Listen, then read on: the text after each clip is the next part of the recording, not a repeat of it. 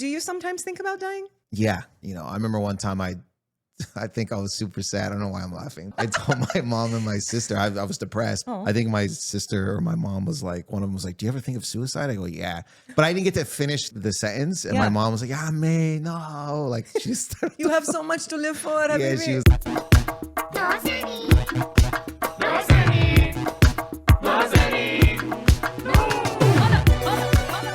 I'm Nazanin, and welcome to my Mehuni. Today's guest is a hilarious actor and comedian who's performed on stages worldwide and who most recently brought down the house in LA for Mo Amer. He played a sweet doctor on the hit show Rami. He starred alongside Daisy Ridley in the dramedy Sometimes I Think About Dying, and you can stream his special I Love You Habibi on Amazon Prime. He's funny, he's fun.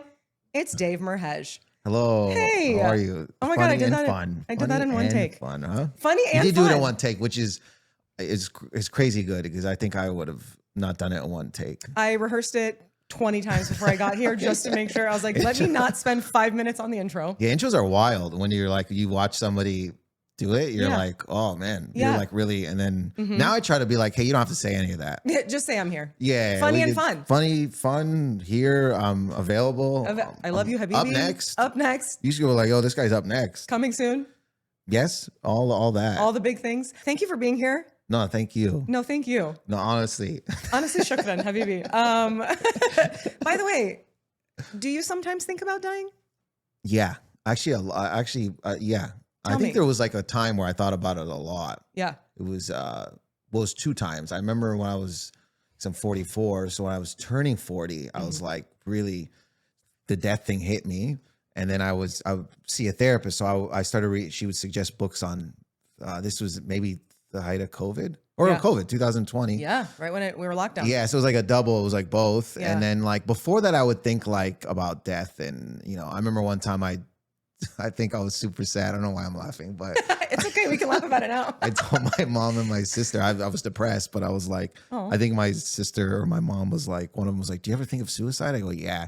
But I didn't get to finish the sentence. And my mom was like, yeah, may, no. Like, she's you have so much to live for. Yeah, she was like, so like, but I mean, I would be traumatized too if my kid said that, but it wasn't like, I didn't say it in like I was going to do it. It's like, I think those conversations are had within yourself. And, it's like if you talk about it, sometimes people are like, it's funny. It's like people will be like, oh, I never knew. It's like, but I mean, if you bring it up to them, it's like a conversation people say they want to have, but they don't. I've had this conversation with my friends and with my sister. And I think it would be helpful if more people were honest about the fact. Here's the thing. And I have never had the ideation of suicide where it's like, I'm thinking about, I'm going to go do it. But I have thought a lot of times, especially in the last few years when we've had so many hits like COVID and strife around the world and lockdown and the strike in our industry, the strikes. I've thought about like, what's even the point of life? Why are we all even here? Why does it matter? Why am I doing this show? You know what I mean? And so I thought about like, I wonder what it would be like if I wasn't here. Who would, it's going to upset my family a lot. And at least I won't have to worry about paying my rent. I think it's like honest to have those conversations. Yeah, but I mean, I've never had the thought of the steps of doing it, but I've thought of like, man, what if I wasn't here? Yeah. But I don't think people like, it's like that thing that you would be like, oh, if somebody passes from taking their life, someone's like, oh, why didn't they come to tell me or something? I'm like, because it's one, I don't know, but I'm like, it feels like those conversations aren't had. So it doesn't feel comfortable. Maybe you don't feel comfortable talking about it because it's like this, and I don't know why. I mean, I get why, but it should be normalized to discuss it at least so that you could, if you are having those thoughts, you could be free and comfortable speaking and then you can talk it out. Yeah. Which is way better than isolating. I agree. And I actually love what you said in the beginning, that you go to therapy. Yeah. Are you still in therapy? Yeah. So I like once a month now. Yeah. Before it was like every week. So I've been going since COVID. Yeah. Or a little bit before. So I'd say about 5 years. How do you feel like it's changed or impacted your life? And do you notice changes yourself? Have other people around you been like, oh, I can tell you're like more introspective, or now I know why I do what I do and I'm going to fix this and that? Yeah, I think it's the best thing I've ever done. Nice. I think over a lot of things, so I would always like love, like I put accolades at such a high place, you know what I mean? But I think seeing a therapist was the best thing, because it was like it was almost like going in and being like, I never wanted to admit that I had a problem, because I thought it would make me, I'd become like labeled as a crazy person. And then I also was like, how will it affect my work? And, you know, in comedy or acting, like, oh yeah, that guy's, this is back when therapy wasn't so, Nobody was talking openly about it. It wasn't, you know, fully accepted. Yeah. And I remember having those conversations with like agents and managers. And like, I remember having a conversation with a former agent where he's like, I don't think you should talk, because it was in Canada. I'm Canadian. It was to go on a show and talk with other artists and athletes to talk about mental health. And I remember they were like, I don't know if you should do this. Like the one. Wow. What year was that? 2012 or 13. That's not that long ago, actually. It is that, you know what? I was just talking about this last night with my friends. We were talking about how so many of us actors deal with anxiety sometimes, or right before a big performance. If I have something big coming up, there's times as I've gotten older where I feel more of that pressure, and you start thinking of all the things that can go wrong, and your brain doesn't know the difference to your body's like, or your brain's like, I should be fine. But, and then your brain and body together are like, no, danger, danger, danger. And I was talking about how important it is that we all talk about it, because then you feel less alone. And then you realize, no, this is something everybody goes through no matter if you're an A-lister or not. And a friend of ours we were talking to last night, who's just done a shit ton of TV shows, right? And so in our heads, even though we know better, even though it's a close friend, we were like, oh my God, yeah, everything's great. And he's like, actually, let me tell you what's been going on the last few months. And you're like, oh, wow. Of course, like we always say, cliche, you never know what's going on in other people's lives.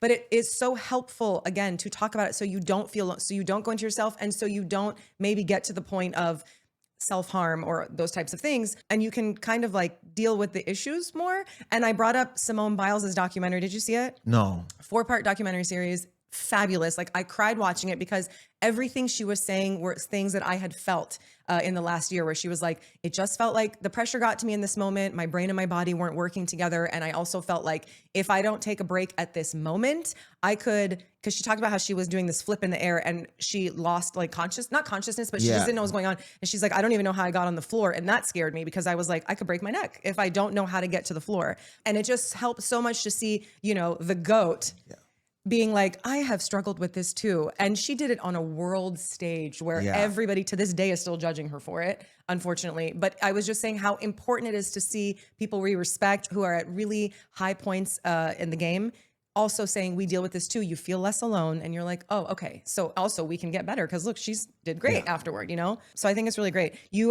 talked about growing up in Canada too. What do you think the biggest differences are between Canadians and Americans? I mean, then I would have to kind of like generalize. I don't know anymore. Actually, to be honest with you, with with the political climates, I don't. Like, I used to have like I mean, there's certain parts of Canada you go and they are different. Like if you go to Newfoundland, they seem a lot, just very sweet. Okay. Like they're very, you know, I think they'll like stop if you're like crossing, you know what I mean? Like it feels like that kind of. That's nice. I've never been to Canada, believe it or not. And I lived in New York for so long, and I never made it up there, and I would love to go still. Yeah, you should. I mean, Toronto, Vancouver, Halifax. A lot of Iranians in Toronto. Yes. And a lot of Lebanese, Arab. Lebanese are a lot in Windsor, where I was born. Okay. Edmonton, Calgary, London. There's Well, what was growing up? What was growing up there like, being Lebanese, and you have two identities? I mean, I'd never really visited Lebanon until I think maybe like 4 years ago. I went for the first time to see and I saw my mom's village, and saw my dad's Zahle. He's from Zahle, and Sirel is where my mom's from. And I actually ran into one of their family members randomly, and he took us to the house that they were all born in. That's and then crazy. I FaceTimed my mom, and she was like, touch the house, because the people who owned it were gone, he said. And I was with friends, and Paul was recording. Paul Elia. Yeah, he was recording. Nice. And we all, I think, were crying. We started crying. We still have that. Yeah, that's great. But they didn't really know. They know my family, but it was just weird that we all shared this. Natalie Akar, like very funny comedian. Mm-hmm. You know, we all shared this moment, because you know she was talking to him in Arabic ahead of us. Me and Paul were like a couple of feet away, trying to figure out where. Calling my mom to be like, Mom, where is there a landmark that she left when she was like a kid? Yeah. And by chance that we ran into So Natalie was like, oh, what's your mom's last name? I go, Reshwan. And he goes, the guy goes, Layla, Saidi. Georgette? And then I'm like, yes, my grandma, my mom, my aunt. He goes, 2 feet. What does that mean? His name. Oh. And then I FaceTimed and he was talking to my mom. And they knew each other. Yeah, he's like, Layla's 2 feet. And she was, yeah, 2 feet. You know? That's so cute. And then I called my grandma. She's like 90. I think she would have been 94 at that time. And my uncle was with her. Yeah. And I showed her house. Yeah. My mom was born in that house. She told me. It's incredible. And then I took them to he took us to the church they'd go to. Yeah. So I showed my mom and my grandma and my uncle, and it was wild. Yeah. And it like changed my perspective. I mean, it just made me understand a little bit more my parents. Yeah. And made me understand the sacrifice. Like, it was so beautiful. Lebanon was so beautiful. It's I like, would love to see Lebanon. you know, for them to leave and then go start this. Yeah, as a kid, you don't even know. You're like, you know, bumping heads with them and you know, being a kid or a teen and an adult, and you don't understand that these people left. Yeah. They're like, that's an uncomfortable thing to do, and then start somewhere else. You don't really know. It's like funny. You know, when you hear like a hipster be like, dude, I wouldn't go to Pasadena. I had to move there. I'm like, these families have moved their whole. This guy's like, can't live on the west side. Yeah, the 101. Yeah, dude, there's on. traffic. It's gonna take too much, such an hour to get anywhere. Yeah. No, it's interesting because like the first time I went to Iran was when I was 9 years old. And I think it really impacted me in a way of, you know, even there's smells that I smell to this day that I'm like automatically back in Iran. And it really taught me to be, I don't know, it was like it already established more of a pride of being Iranian. And when I came back to America, because I struggled with having two identities in the sense of like, my parents raised us very much like, you're Iranian. We went to Persian school on the weekends. Like, you're not gonna, you know, we're not, if I'd be like, why can't I do this or that? I'd be like, well, we're not American, you know, whatever. Even though I'm born and raised here, I was raised Iranian. And so it's like being there though, even, I don't know, it felt like that connection was established more. So I came back to America even more proud. So like when I was getting bullied or teased, I never took it as like oh, I'm less than. I was like, well, fuck you. You guys you're not cool enough. You know, like I'm cool. Yeah, and what I also was like, I've never been in a country where it's all people like me. Not like, and that kind of messed me up when I came back, because I felt like, man, I didn't feel any kind of like racism. I felt this like community that I can't even like put into words. Yeah. And I was like, oh man. Then I was like, how did my parents feel? You know what I mean? Like, cause I don't fully know, like, you know, they only know why they fully left within themselves, I guess. But I was like, I don't know, leaving with I don't know. It really kind of like put that into, and the hospitality there was like so amazing. And you know, pull you in off the street. Oh yeah. It was like, but growing up in Windsor, Canada was like, all my relatives were there and cousins. Like I had this large Lebanese community, and there is a large Lebanese community outside of our family. Yeah. So I always felt like I had a Lebanese community. I just never was born in Lebanon. Yeah. But where I felt like I didn't know, because I had Canadian friends and I'm Canadian. So then you would, you know, you'd feel, you know, you'd sometimes be the only Lebanese guys in the group or Lebanese guys. So they would, you know. And then when you go to your Lebanese friends who maybe were born there, you'd feel like, I don't know the language that well. I always felt like, that's what I would tell Natalie. I'd be like, I feel like kind of like, you know, I'm trying to keep up, or, you know, you're from there and you live in America now, but you're speaking with let's say we're at a shop, the locals so perfectly, and I'm over here struggling. So I think that kind of saddened me a bit. It's interesting because it's kind of the same thing for me in the sense of, you know, when you grow up here, obviously I learned how to speak Persian here. Yeah. So I'm going to have an American accent. So when I would go to Iran, they would call me the Dokhtar Khariji, which means the foreign girl, or like Dokhtar Amerikai, which is the American girl. And in America, it's like you're not American enough either. Yeah. You're the Iranian girl. So you kind of never know. I always, you know, growing up or even in this industry earlier, back in the days, back in our olden days, it was almost like they made it feel like it was something bad that you have two cultures or two backgrounds. So like that you're a hyphenated person. I think it's actually a superpower of ours and something that allows us to understand two different worlds also. And that brings a different perspective, everything that we do, whether it's our art, comedy, anything. But like, I'm very familiar with that. Even in, there's one time in Iran, I took my sister and we were like, we're going to go on our own and shop. And we go into this watch store, and I was like, don't say anything in English. Let's only speak Persian. So they like don't know we're American. Maybe we'll get a better deal. Cause if they find out we're American, they'll probably jack the price up. So we're going and I'm all like, so cool, like speaking Persian to them and whatever. And then I said, okay. And then I said, in Persian, I said, well, how much would it be? And he said the price. I was like, oh, I thought it would be a little less. And he was like, you're from America, aren't you? I was like, how did you know? He goes, you said okay. Like, why did you throw an okay in there? I was like, oh, you're right. And he was like, you have an accent too. I was like, all right, fine, whatever. I thought I was being so slick. It's funny because I was in Egypt or Cairo with Paul. Yeah. He would always try to he wanted to better his Arabic. So I'm like, dude, I'm pretty sure and he's like, no. And then I think he went in to like get milk. And then this is his joke too, in a sense. Like, but it always made me laugh. He'd be like, Ana Badi. And I think the guy realized, he goes, bro, he's like, I speak English. So he's like, oh, okay. And I did it too, where I was trying in Cairo. We were at like a shop. Yeah. And we were with some friends and I was like, to the Abadi ana ruh al hammam, and the guy goes, Ya ammi, stop. Like he's like, please stop. Stop. So aggressive. He's like, you're hurting my ears. Yeah, like, honestly. I was like, oh, I'm so taken back. Yeah. I go, oh my God. I was at the pyramids. I'm like, oh my gosh. Wait, so are you fluent now? No, I can understand everything. Like, yeah. I don't know if this is like fully true. Like it's a joke I've done, but like my mom and dad I knew Arabic as a kid, but they sent me to kindergarten with no English, which doesn't make any sense. And the teacher would like, let's say, show me pictures of things. And an apple, I'd say tafeha. So she called my mom and she's like, your son's deaf and blind or something like to that extent. And then, so I don't know if that's true, but I was like, that's wild.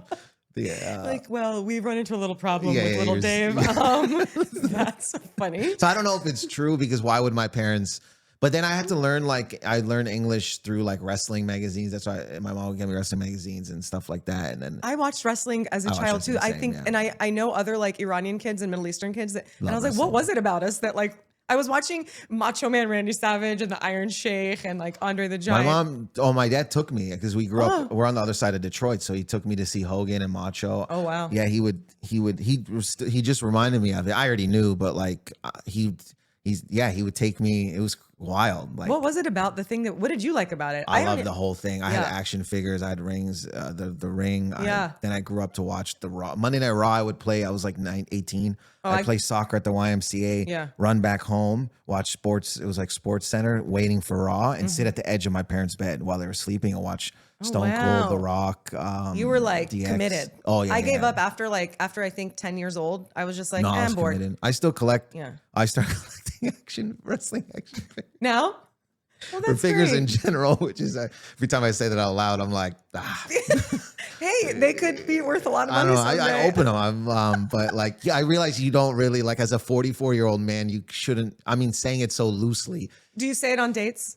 I say just everywhere, and I can see people like go, what, like, But I was really, I mean, not so into watching as I was, but like, it was such a thing of like part of our life, our life growing up, and my brothers as well. They started too. My sister, not much, but like, my brother just sent me a picture of, he had a old wrestling belt my mom found when he was young that he spray painted. Yeah. So it's like, it was been in our family. Did you play sports growing up as a kid? 100%. But my dad used to he used to take us to, either we'd get the pay-per-view or we lived behind Little Italy in Windsor. So he'd take it to these cafes, but my mom would be like, yalla, take him there. And, he wanted to, but, dude, this guy's like carting kids around and like watching wrestling and stuff. Wait, how many, are you 3 siblings? No, me and two. I'm the oldest, so my sister and my 2 young brothers. Oh wow! But I don't even think they were watching with me. It was like friends. And then I remember one time, Vince McMahon won the Royal Rumble, is like elimination thing, and Vince won it. And my dad was like, we were like kids, obviously, we know it's like fake, but we were like, Vince is not even a per se. And then my dad is like behind us. He goes, "This guy's a crook, man." He goes, he scammed everyone. But we're like, dude, we know it's wrestling, but he was so. They go into like the actual like conspiracy. He went in like Vince actually won the Royal Rumble. Like in his head, he was like, it sounded like Vince, like, but it was just funny because we're kids and we're cheering, and he was just like always had to take us and stuff to watch these things. That's really cute. But it was very sweet, obviously. Do you feel like, because I'm the older sibling, I have one younger sister. Do you believe? Well, I think it's different for daughters and sons, though. Do you believe? Like, do you think you're like the manager of the family or not? Yeah. Do you feel like a responsibility? Yeah. But I think also they all come to me with sometimes if there's issues, they'll all come to me like, yo, but this happened. I'm like, I'm not the commissioner of this. You don't want to be the mediator? No, I mean, I am probably the least chaotic, maybe. How so? They're just like, is it because you're in therapy? I'm probably learn how to be less chaotic. And I think I was always like a little bit less. To my friends, they're like, Dave's loud, but I'm like, if you meet my family, I'm like the least loudest. I think you're normal tone. I mean, maybe I've slowed down, but like, you know, they're like, I'm even, you know, like, oh God, they're being, that's really interesting. I think we have similar cultures, you know, Iranians and Lebanese, I feel like in certain ways. And I think that's like being gregarious and jokey and teasing is how we show our affection. And it's like kind of loud. Loud. It's like, and it's also like old, like I remember someone was like, do you ever ask your brother how he's doing? I go, what? Like, I just didn't. I go, what do you mean? And they were like, maybe late 20s, I want to say. And they were like ethnic. So they were like, yeah. And I'm like, nah. Oh. Wait, why would I? What do they mean? Like you're not sitting down and having like heart to hearts with your. I don't know what they meant. Like, you know, what I mean? If my brother has an issue, he'd tell me. That's how in my head. Because maybe I'm just old. Like I never. You know, but maybe we should start asking. I do, but like my brother will be like, yo, if he hears something happening in LA, he'd be like, you good? Yeah. He goes, you good, famo? Yeah. And I'm like, yeah, man. He goes, okay, just checking. It's wild out there. Yeah. Like whatever it is. And I'm like, hey man, thanks for checking on me. But it's still, even like when he sends the text, I go, yo, like, not that I don't need it. It's very sweet of him, but I guess it's just not used to it. Because in my heart, I know he cares. Yeah. But it's just like, nah, it's how much younger are your siblings? My sister, I'm 44, she's 41. Oh, that's I think. Yeah, that's. And my brother is in the mid 30s and the one early 30s. Okay, yeah. So that's that's like 10 years with one of them. Yeah, because they were the close. Me and my sister grew up kind of together. It's close, and then the two brothers grew up like super close with each other. What are some of the things that you guys would fight about? Me and my sister were like a unit though. That's we nice. never really fought. I protected her. I think it's different because it's boy girl. Yeah. She is my, you know, I protect her at all costs. So even as a kid, I was like, there was no my two brothers fought each other a lot. And were you like breaking it up? We fight politics. That's what it is. Yeah, a lot of politics together because I'm not the same sometimes as they're, you know, but they're also grew up in Windsor, right? So like I haven't lived. What does that mean though? Grow up in Windsor? What are like some not things? Small town mentality, but like you're not going out and like lived most of my life in Toronto, New York, and LA. Right, and you're traveling the world doing shows. Yeah. So not that they're like. It's just I've seen different things. You're exposed to more things. Yeah, that's what it is. I'm exposed where they may not be, so they're coming from that angle. Yeah. So I don't really like hold it so much against them. It's just like, you know, my brother-in-law would sometimes have the rule there's no religious or political talk in the house. Oh, because the nieces, his kids. My sister's 4 kids. Oh, yeah, wow. they would be looking around going, why is it? Because it's a family that yell talks. Yeah. So then they'd be like, kids, like, what is happening? I feel like I'm lucky though, because my immediate family, like my parents and my sister, like some of my uncles that are around me and aunts and stuff, like we all think the same on certain things. Good, Not that I want to be in an echo chamber. I just mean that there's no need to be like, oh God, now I got to explain why we shouldn't, you know, kick certain people out or whatever. So it's tough. Nice. I don't have, you know, it's conflicting, but like I try, I mean, with going to therapy, I a couple years ago, I was like, guys, if this energy doesn't feel good, I'll leave. Yeah. And I kind of put that boundary with them. I was like, boundaries, and I did leave one time early on the holidays. I left. I was like, I'm out. And then, you know, we all discussed after, and I think they've taken note. And they try their best, you know what I mean, to be like, okay, not that I don't want to I don't believe in your opinion or I don't want to hear your opinion. It's like, I'm not in this energy, man. I don't want to, if you're just going to scream, if we're going to yell, I'm not doing this energy, man. If you want to have an honest conversation, I always try to tell them and their friends to try to lead with empathy, which I don't think a lot of times it feels like that's a thing anymore. It feels like it's interesting. It feels like there's a huge divide now that's more pronounced, because I feel like there's always been a divide, but not this pronounced. And I go by, you know, what I grew up seeing in America and how we know what's been there. Racism's always been around. All these things have been around. People are always trying to take away rights or keep women or minorities down, right? But it feels like it's been like just more pronounced. Like now you're like either really, and I think there's problems on both sides of the aisle when it comes to politics, but when it comes to standing up for like the downtrodden or just anyone who might not have as much of a leg up in life, I don't understand this like hatred that's coming from one side. There's like no empathy, and it's no like empathy. This whole political thing, some of the worst things it's brought is like, you got to hear a bro guy tell you about economics. I know. I'm like, dude, I know you don't really know, because I don't really know. The people that bring up the stuff, exactly, like they want to talk about serious issues, but because they don't, and I know they mean well, but they don't have the knowledge. So they let somebody come on and just kind of say things that aren't true. And they're like, oh, okay. Like, well, just ask follow-up questions then. But even in general conversation, it's just like, bro, I don't work in the government. You don't work in the government. You actually don't know what's happening. Yeah. You don't know what they're doing behind, like you don't know. So, and then I always make fun of like, when someone who doesn't really know about politics, they're always like, but dude, the economy's up. You're like, okay. Did cool. you? Yeah, cool. And how did we get there, by the way? But it's like always, I'm like, I know what your job is in real life. There's no way you're studying the account. There's no way. Also, all we need to do is kind of like look around ourselves right now to see how terrible things are. Yeah. Like prices for, especially in LA, prices for everything have gone up. Salaries have stayed the same. Everyone's losing their job. The industry sucks. Like, in the sense of, I don't mean to sound like so doom and gloom, but like this is, I'll be honest with you, for a lot of people. This happened last night. This happened yesterday. Yeah. And I talked about it on stage last night briefly, but this has happened. Yeah. I was in Burbank at an appointment, and I go to 7-Eleven. I love 7-Eleven coffee. I just think it's lit. That's so I love it. So disagree on that, but I drink it when if I'm on a road trip. I mean, I didn't feel. A lot of people don't agree, I'm fine. It's kind of like battery acid, but okay. Yeah, it's fine. And then I'm not here saying that it's like, this is just my opinion. Totally. So it's like, I'm not a coffee connoisseur. Yeah. I'm a Dunkin's and 7-Eleven. I do love Dunkin's, I gotta say. Dunkin's is the best. So I go in, but there's only, first of all, it looks like a mess. It feels like there's boxes everywhere. Yeah, I'm like, what's happening? I'm like, feels like they should have closed and done whatever they done and then opened. Right. But I only see, a lot of the cups are empty. I only see extra large, basically. I go to the worker comes around, I go, hey, is this there's no small? He goes, no. I go, at all? He goes, no. Shipment.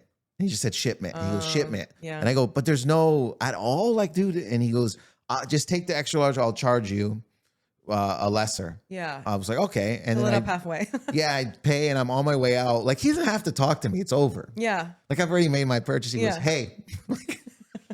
And I'm at the door, and I turn.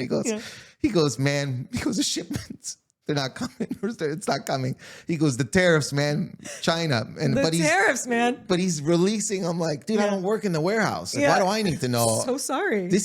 I feel that's bad when I know now. I shouldn't know. Yeah. I should know that it's just not in. Yeah. Right? I should know, hey, the shipment's coming Tuesday. That's the information I should know. Right. I shouldn't know that it's affecting it that bad that you don't have small coffee cups. Yeah. I'm not, now I sound super privileged. A little bit. I do.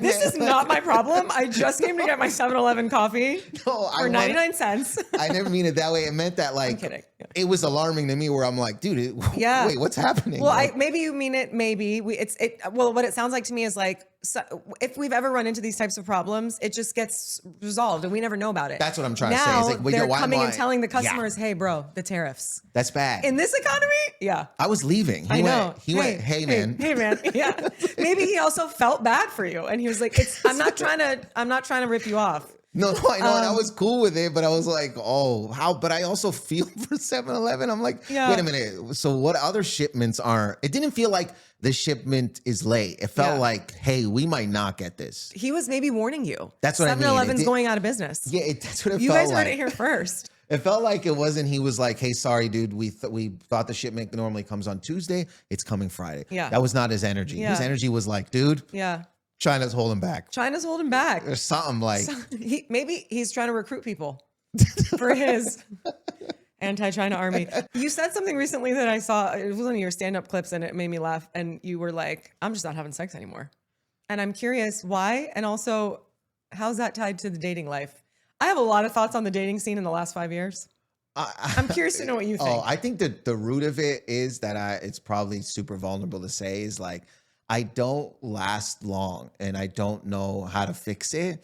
So what happens is then I just feel like anxious and I'm like, maybe I just stay out the game for a bit. Oh, it's like a I think so. Inflicted. Let me figure this out. But also sometimes like I was for a while I was, I was like, well, if I want to have a serious relationship, what am I doing that's not allowing that to happen? I'm like, oh, I'm not really like committing. And I'm like, and a lot of times I would like not be super clear with the girl that I wasn't committing. So you were leading them on, or you just weren't saying it? Oh, you were. But were you purposely both. doing it? It was like not on purpose. I was just like, I was being, I wasn't being adult about it at all, or I wasn't being irresponsible. So I wanted to like fix all that internal problems so that I could be better. On top of not satisfied.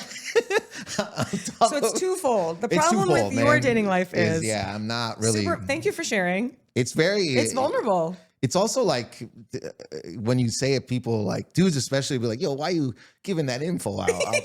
I'm like, nah, man, it's they're going to find out anyways if they do find out. They're going to see your wrestling doll collection at some point. So you might as well. I mean, I like the vulnerability. And also, may I say, I think women in LA will thank you for staying out of the game until you figure out what you want and how you can commit without, like why give people the headache? Yeah. Because were you a ghoster?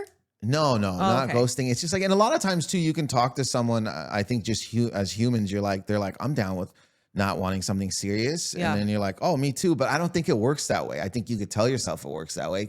I think when you enjoy someone's company, you want to explore. So I think trying to, even I found myself in that situation being like, it was just, I just needed to get clarity on what I wanted.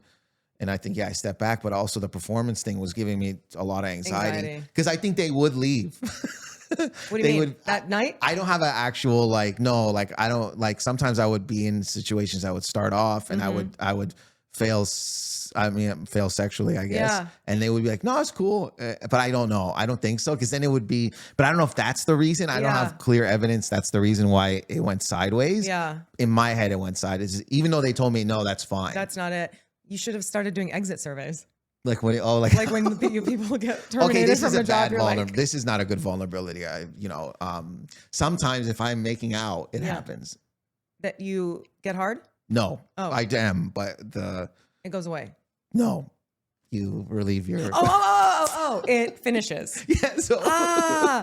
So actually, okay. Which is kind of funny when because the person will be like, let's say they're on top of you and they go, oh, and then like they have to like console you. It feels like you dropped the pitch. Oh my gosh. It feels like you missed the shot at the in a sporting of like if you're an athlete. But have you talked to a doctor about it? I feel like that's the first step.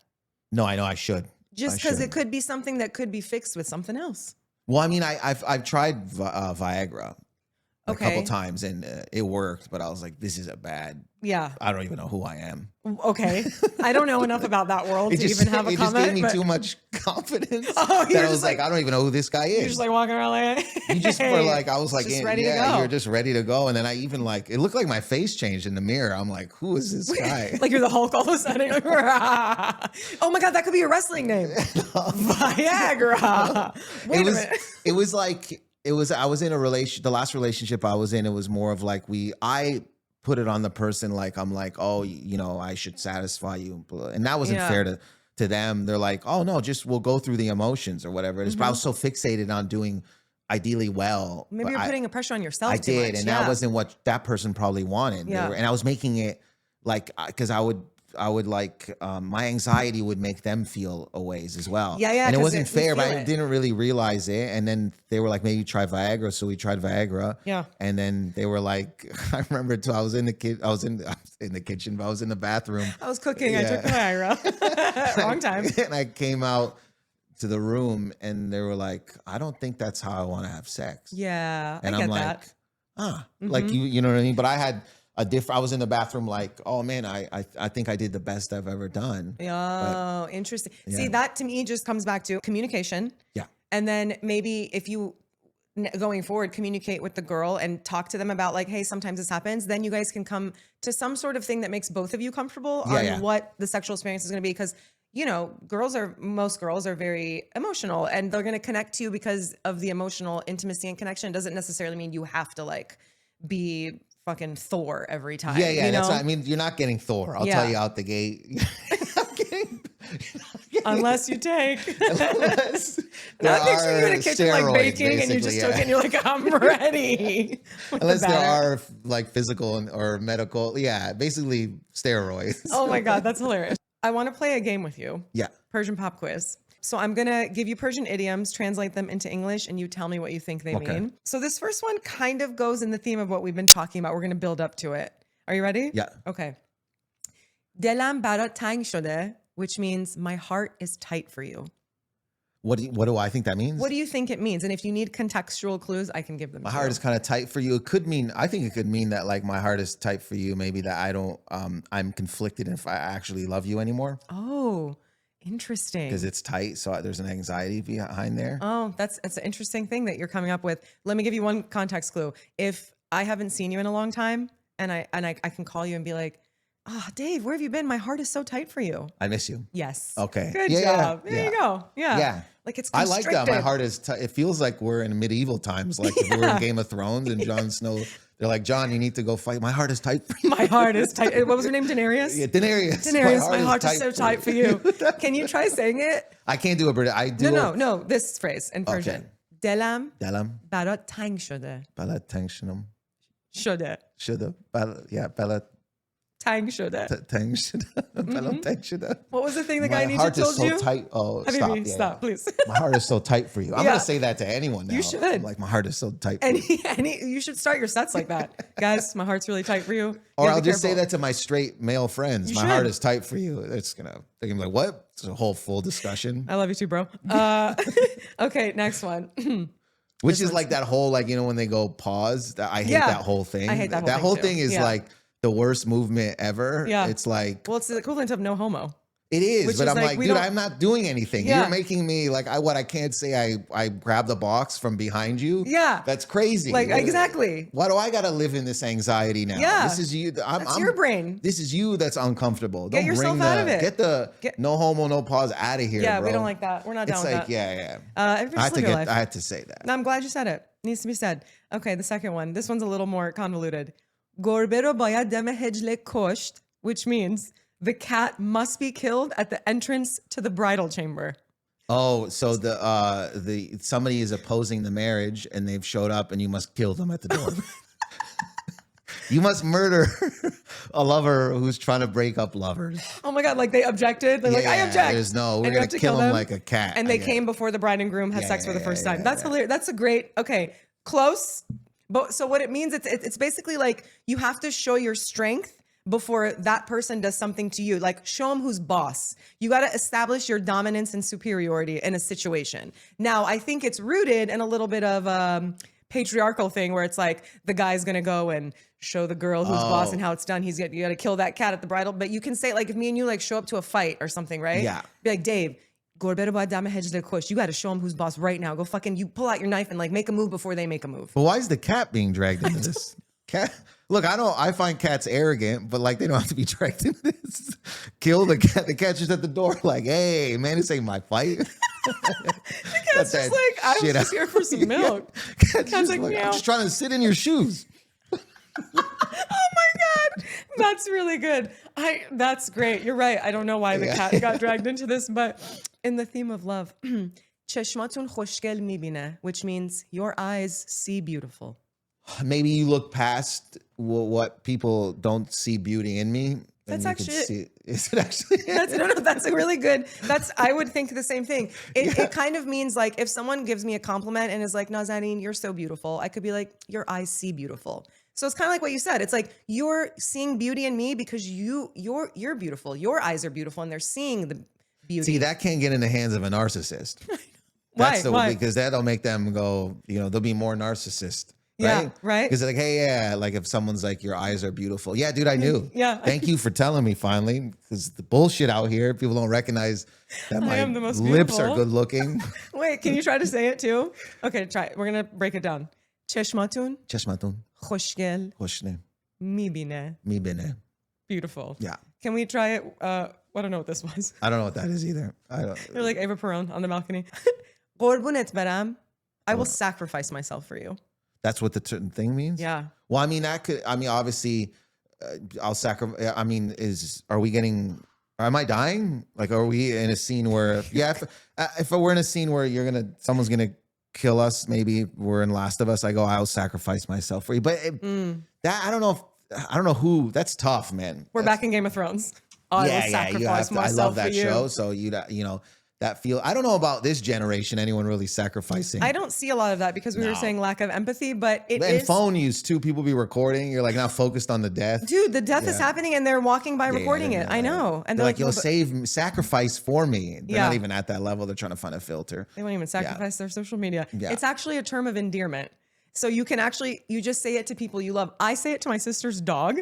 Like you're like, like, oh, Dave, you're so cute. But it's like very harsh, not even harsh, but it's like very strong. I'm gonna say cute, that Dave. I'm gonna sacrifice myself. I'm gonna say that like if I'm at like at a shawarma shop and I'm gonna get my boy some, I'm like in front of everyone. I'm like, yo, I'm gonna sacrifice myself for you. Say gorbunet beram. Do you want chicken or beef? Like it's gonna be that beef. Gorbunet beram. And I'm like, okay. And then the workers seem like, what? My mom would say to me, I live for you.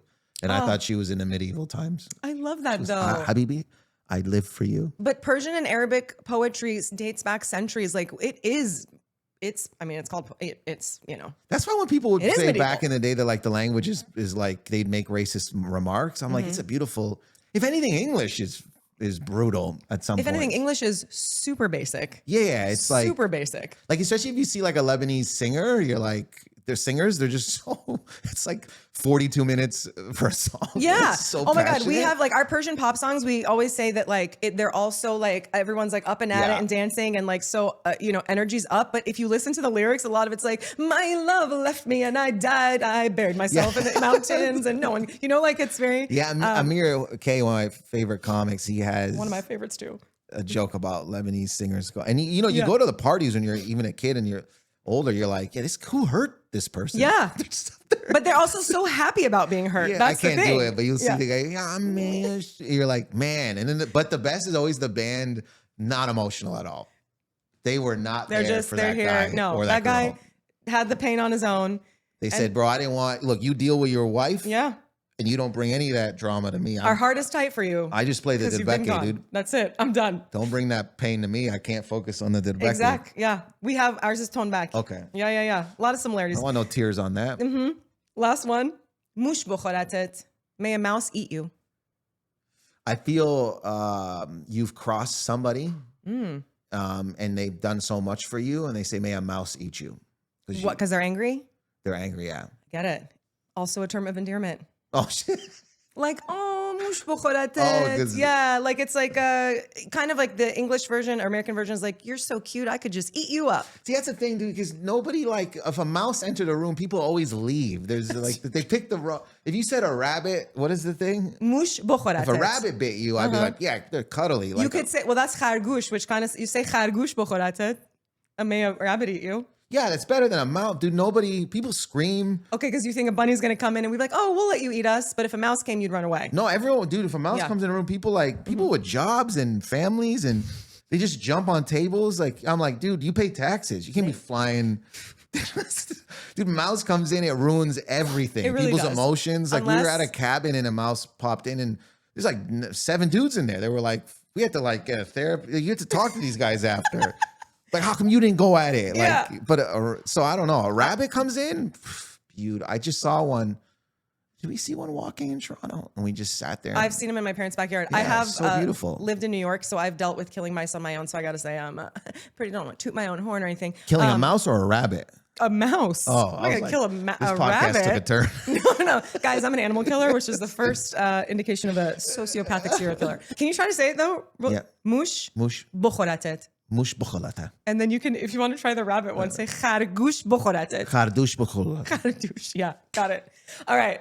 One more thing. Yeah. I want to put some of your friends to the test. I want to call the comedian of your choice, or we can go down a list, people you've worked with, people whose shows you've been on, and let them know that you've been arrested and we need $10,000 bail. And I've been, I'm going to disguise my voice. I'm going to see who picks up and who would actually try to help post the bail for you. Who do you think? I want to hear the names. Paul. Aaliyah. Yeah. Okay. Who else? Amir K. Okay. Amir might not work only because I had Ted on and Maz, and I pranked them together, so I think he's seen the clip. But we could try. He might fall for it. We can do Amir K, Paul Leah. Rami, I guess. But they that you would know, right? People that you would know. Yeah. Asif Ali. I love Asif Ali. And he doesn't. I haven't never met him in person, so he will not have any fucking clue who I am. And then maybe we could try Paul and then him. Okay. Let's try Asif first because I just saw him on stage. Asif. What accent do? Should I do Southern or British?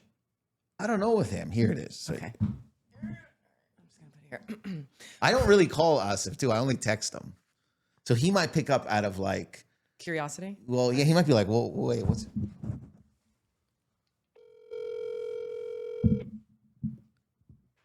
Yeah, he's probably. Damn, Asif Ali. Leave a message and I'll get back to you. You're done. Fucked up. Yeah, and let me try. I mean, I just talked to Paul today. I hope he does, but he sometimes doesn't pick up. All right, you just find out none of my friends pick up. That's why whenever I watch these online, these type of call things, I go, I never want to do that. Do that. No one's like, yo, this guy don't know anybody. Nobody likes this guy.